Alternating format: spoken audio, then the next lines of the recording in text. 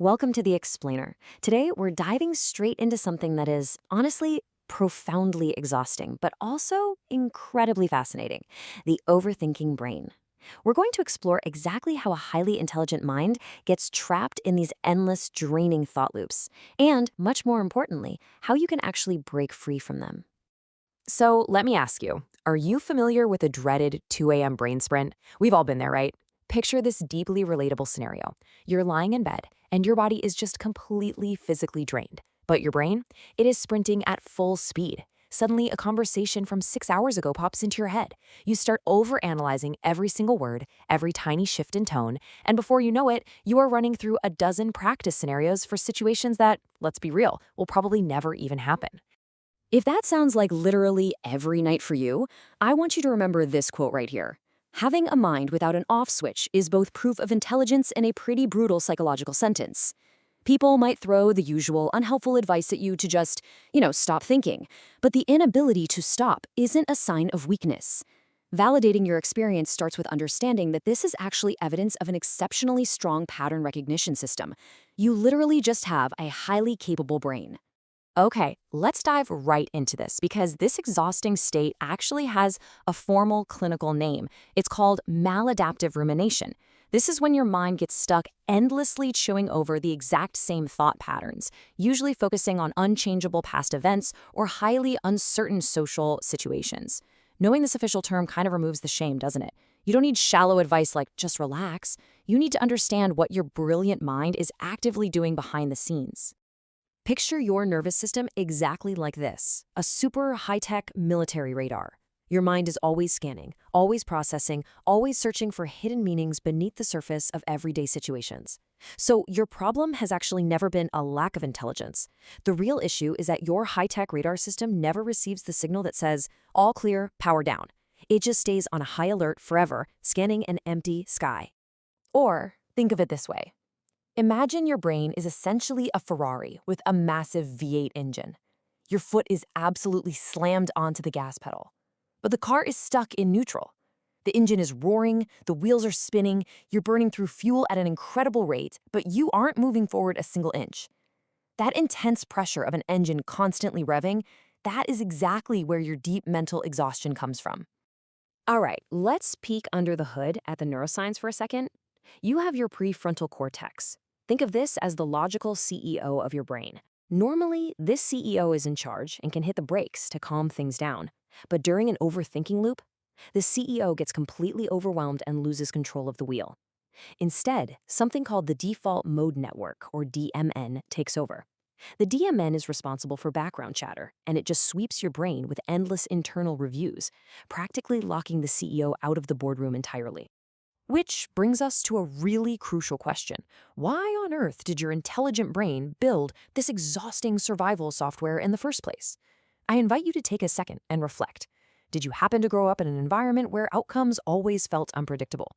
If you were in a situation where adult moods shifted without warning, or small mistakes led to harsh criticism, well, your developing brain learned a highly logical strategy: hyper-anticipate absolutely everything.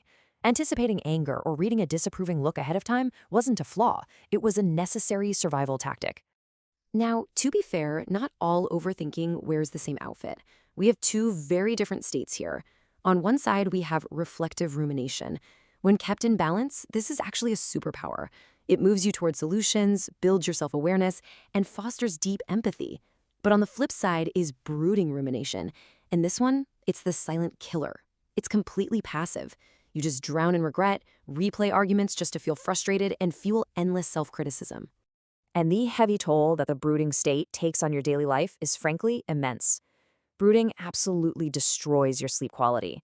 It triggers massive analysis paralysis when you're at a crossroads, making you freeze entirely. It fuels severe social anxiety and this constant nagging fear of judgment. And the sneakiest part of the whole shebang: most of us swing from healthy, constructive reflection right into this toxic brooding spiral without even noticing. It happens so smoothly that you cross the line completely unaware. Now, what's really fascinating about this is understanding exactly why we cross that line so easily. It's called the illusion of mental progress. See, when your neurons are firing nonstop, it actually feels like you're doing something productive. Your mind plays a brilliant trick on you, convincing you that it's actively solving a really hard problem. But in reality, you're just running on a mental treadmill. You're sweating, you're burning a ton of energy, but you are not moving forward an inch in real life. So, the crucial point is figuring out why we stay on this treadmill, and this neuroscience twist is wild. Get this. Your brain actually releases tiny hits of dopamine for the act of thinking itself, even when those problems are completely imagined. Every time you run a disaster scenario or build an imaginary argument in the shower, your brain is actively rewarding itself with dopamine, the feel-good chemical. This turns overthinking into an uncontrollable addiction loop, surprisingly similar to mindlessly scrolling on your phone.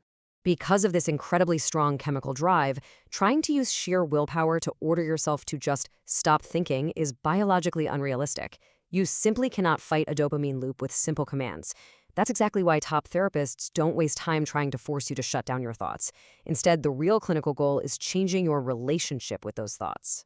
So let's explore the tools to do just that. Technique number 1 is cognitive diffusion.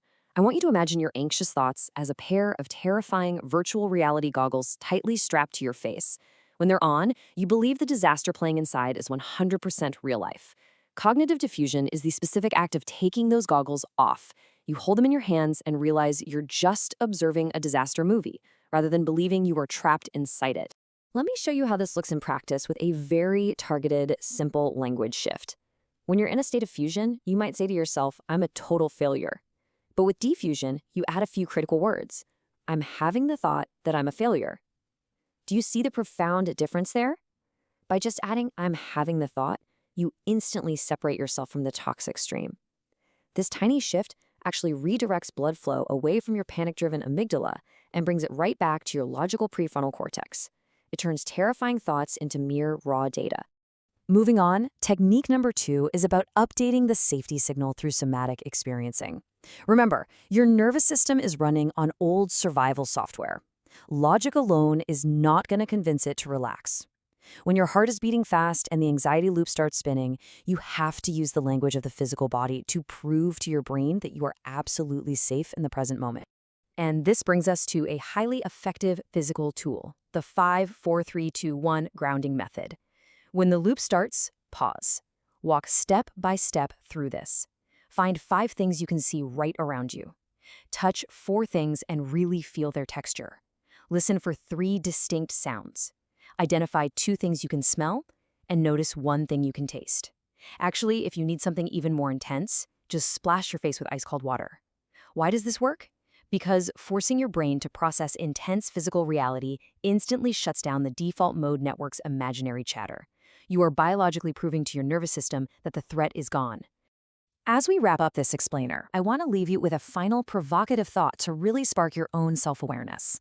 Do you lean more toward constructive reflection, or do you find yourself getting pulled into negative brooding? Remember, your high processing power is proof of your intelligence. Your real challenge isn't to shut down your sensitive mind, but to become a patient, caring guide for it. Teach your brain that the days of constant danger are over. I hope this structured journey helps you finally step off that mental treadmill and reclaim your energy.